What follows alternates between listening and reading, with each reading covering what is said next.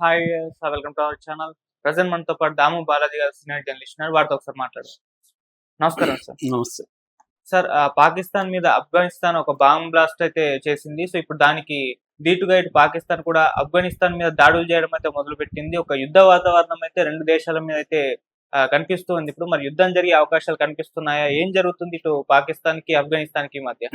గత కొంతకాలంగా ఆఫ్ఘనిస్తాన్ పాకిస్తాన్ల మధ్య ఒక యుద్ధ వాతావరణం అయితే నెలకొంది. పరస్పరం దాడులు చేసుకుంటున్నారు.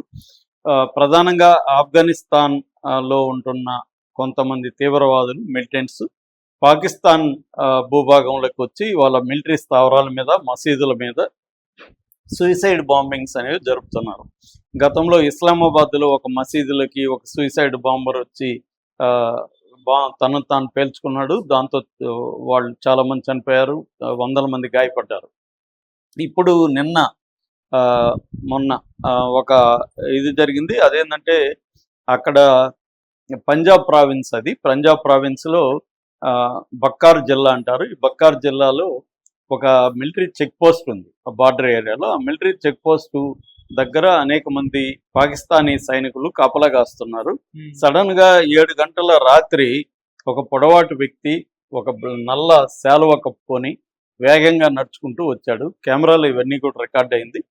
సో అలా రావడం కనిపిస్తుంది. సడన్ గా ఒక బ్లాస్ట్, ఆ బ్లాస్ట్ లో మొత్తం ఆ కెమెరా అంతా కూడా ఎర్ర మంట మొత్తం కమ్మేసింది. అది చూస్తే ఒకసారిగా మనకి ఒళ్ళు జలధరిస్తుంది. సో ఈ బ్లాస్ట్ లో ఇప్పటి వరకు 4 సైనికులు చనిపోయారు, చాలా మంది గాయపడ్డారని చెప్తున్నారు. సో దీనికి ఇది ఎవరు చేశారని చెప్తే అక్కడ ఇతిహాదు ముజాహిదీన్ పాకిస్తాన్ అనే ఒక సంస్థ మేమే చేసామని ప్రకటించింది. అయితే ఇక్కడ ఏం జరుగుతుందంటే పాకిస్తాన్కి ఆఫ్ఘనిస్తాన్కి మధ్య దురంద్ లైన్ అని ఒక ఇంటర్నేషనల్ బార్డర్ ఉంటుంది. ఆ దురంద్ లైన్ 2640 కిలోమీటర్ల పొడవున ఉంటుంది అన్నమాట. సో ఈ దురంద్ లైన్ని 1893లో మార్టిమర్ దురంద్ అనే ఒక బ్రిటిష్ సివిల్ సర్వెంట్ గీశాడు అనమాట. అప్పట్లో ఆఫ్ఘనిస్తాన్ ఎమిరేట్స్ ఆఫ్ ఆఫ్ఘనిస్తాన్ అనేవాళ్ళు, సో ఎమిర్ అనేవాళ్ళు ఆఫ్ఘనిస్తాన్ సుల్తాన్ని. సో ఎమిర్కి ఈ దురంద్కి మధ్య ఒక ఒప్పందం జరిగి ఆ గీతను గీశారనమాట. ఆ బార్డర్ తర్వాత వివాదాలకు దారి తీసింది. ఆ బార్డర్ని ఆఫ్ఘనిస్తాన్ గుర్తించట్లేదు ప్రజెంట్ ఆఫ్ఘనిస్తాను. సో అక్కడ ఖైబర్ పఖ్తూన్ఖ్వా అనే ఒక ప్రావిన్స్ ఉంటుంది. ఈ ఖైబర్ పఖ్తూన్ఖ్వా ప్రాంతంలో కొంతమంది ఆఫ్ఘన్లో ఉండే తాలిబాన్ గ్రూపు అక్కడ ఉండి అక్కడ పాకిస్తాన్కి వ్యతిరేకంగా వాళ్ళు పోరాడుతున్నారు. ఆ భూభాగాన్ని సపరేట్ చేయాలని, ఆఫ్ఘనిస్తాన్లో కలపాలని, లేకపోతే అటానమస్గా ఉంచాలని, ఇట్లాంటి అనేక డిమాండ్లతో వాళ్ళు పోరాడుతున్నారు. వాళ్ళ పేరే టీటీపీ. టీటీపీ అంటే తెహ్రీక్-ఈ-తాలిబాన్ పాకిస్తాన్. ఈ గ్రూపు దాదాపు 35,000 మంది ఉన్నారని చెప్తున్నారు. అందులో 10,000 మంది వరకు చాలా యాక్టివ్గా సైనికుల్లాగే వాళ్ళకి అన్నీ ఉన్నాయి. రెండోది 2021లో అమెరికా ఆఫ్ఘనిస్తాన్ నుంచి వెళ్ళిపోతూ వాళ్ళ ఆయుధాలన్నీ ఇక్కడే వదిలేసింది. ఆ ఆయుధాలు మ్యాక్సిమం వీళ్ళ చేతికి వచ్చాయన్నమాట. అంటే చాలా పవర్ఫుల్ వెపన్స్ వీళ్ళ దగ్గరికి వచ్చాయి. ట్రైనింగ్ అంతా కూడా ఆఫ్ఘనిస్తానే వీళ్ళకి ట్రైనింగ్ ఇస్తుందని పాకిస్తాన్ ఆరోపిస్తుంది. సో ఈ తాలిబాన్ అంటే ఆఫ్ఘనిస్తాన్లో ఉండే తాలిబాన్ ప్రభుత్వం 2021లో వచ్చింది. ఆ ప్రభుత్వం వచ్చిన తర్వాత ఈ టీటీపీ అనేది బలపడింది అనమాట. ఇటు ట్రైనింగ్ మంచిగా ఉంది, డబ్బులు వస్తున్నాయి, తర్వాత వెపన్స్, పవర్ఫుల్ వెపన్స్ వచ్చాయి. వాళ్ళు న్యూ రిక్రూట్మెంట్ చేసుకుంటున్నారు. వాళ్ళకి సిద్ధాంతం బోధించి వాళ్ళని కొంతమందిని సూయిసైడ్ బాంబర్లుగా మార్చి పాకిస్తాన్ మన శత్రువు అని చెప్పి, వీళ్ళందరూ మళ్ళీ ముస్లింలకి కూడా ప్రపంచవ్యాప్తంగా కూడా పడదు. షియాలకి సున్నీలకి పడదు, కొట్టుకొస్తారు. అలాగా ముస్లింల్లోనే మళ్ళీ తీవ్రవాద సంస్థల్లో కూడా రకరకాల తీవ్రవాద సంస్థలు ఉంటాయి. ఇలాగా ఈ ఈ నేపథ్యం అనమాట. ఇది గొడవకు నేపథ్యం అది. ఇప్పుడు ఏమైంది, కొత్తగా వచ్చిన తాలిబాన్ ప్రభుత్వానికి పాకిస్తాన్ ప్రభుత్వానికి కొంత పడట్లేదు. ఇప్పుడు వచ్చిన తాలిబాన్ ప్రభుత్వం ఇండియాకి ఫ్రెండ్లీగా ఉంది. ఆ మధ్య ఇండియాకి కూడా వచ్చిపోయారు. సో ఇండియాకి అనుకూలంగా ఉంది, పాకిస్తాన్కి శత్రువుగా ఉంది.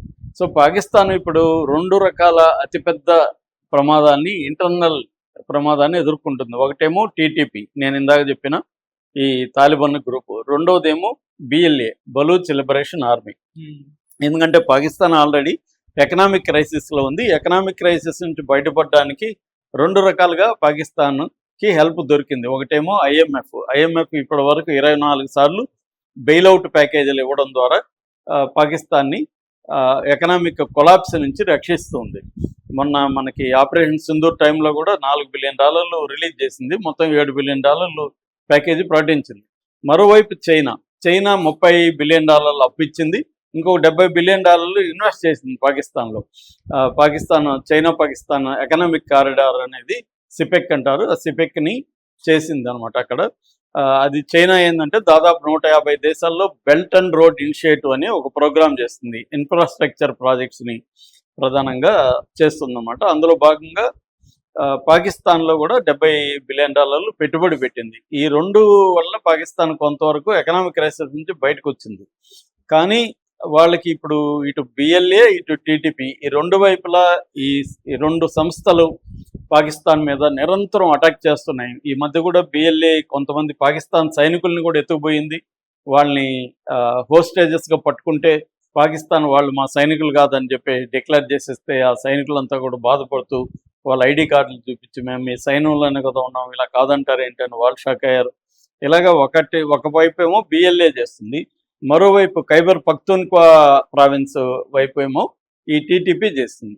ఇప్పుడు టీటీపీ చేస్తూ ఇక్కడ వీళ్ళ మీద దాడులు చేయడం, అటు ఆఫ్ఘనిస్తాన్ బార్డర్ దాటి ఆఫ్ఘనిస్తాన్లోకి వెళ్ళిపోయి అక్కడ కొండల్లో షెల్టర్లు తీసుకోవడం, ఇది చేస్తూ ఉంటే పాకిస్తాన్కి ఒళ్ళు మండి పాకిస్తాన్ ఏం చేస్తుందంటే ప్రిసిషన్ స్ట్రైక్స్ అంటారు కదా, మనం ఎలాగైతే ఆపరేషన్ సింధూర్ టైంలో మనం అక్కడ పోయి 9 స్థావరాల మీద మనం బాంబులు వేసి వచ్చాము, అలాగా పాకిస్తాన్ కూడా ఆఫ్ఘనిస్తాన్ మీద వెళ్ళి బాంబులు వేస్తూ ఉంది. 4 రోజుల ముందు వేసింది, మళ్ళీ నిన్న ఈరోజు అర్లీ మార్నింగ్ కూడా ఈసారి అయితే కాబూల్ మీద, అంటే పాకిస్తాన్ రాజధాని కాబూల్ మీద, ఆఫ్ఘనిస్తాన్ రాజధాని కాబూల్ మీద, కాందహార్ మీద, తర్వాత నంగర్హార్, పక్తికా ఈ ప్రావిన్సుల మీద వెళ్ళి బాంబు దాడులు డ్రోన్లతో కావచ్చు లేకపోతే ఫైటర్ జెట్స్ కానీ బాంబు దాడులు చేసింది. ఇందులో 55 మంది చనిపోయారని చెప్తున్నారు.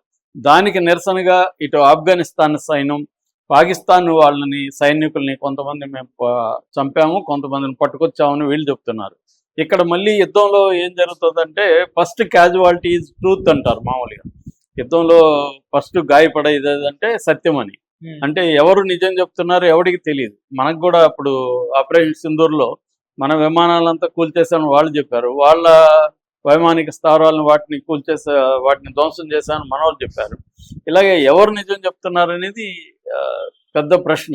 అలాగే ఇప్పుడు కూడా ఏం చెప్తున్నారు, పాకిస్తాన్ ఏమో మేము వాళ్ళకి ఎక్కువ నష్టం చేశాము, మా వైపు నుంచి ఏం నష్టమే లేదు అని వాళ్ళు చెప్తారు. ఆఫ్ఘనిస్తాన్ ఏమో పాకిస్తాన్ సైనికులు మేము ఇంతమందిని చంపాము, ఇంతమందిని పట్టుకున్నామని వీళ్ళు చెప్తున్నారు. ఇలాగా ఒక జరుగుతుంది. ఏదేమైనా దాడులు జరిగే ప్రజలు కూడా అక్కడ చనిపోతున్నారు ఆఫ్ఘనిస్తాన్లో.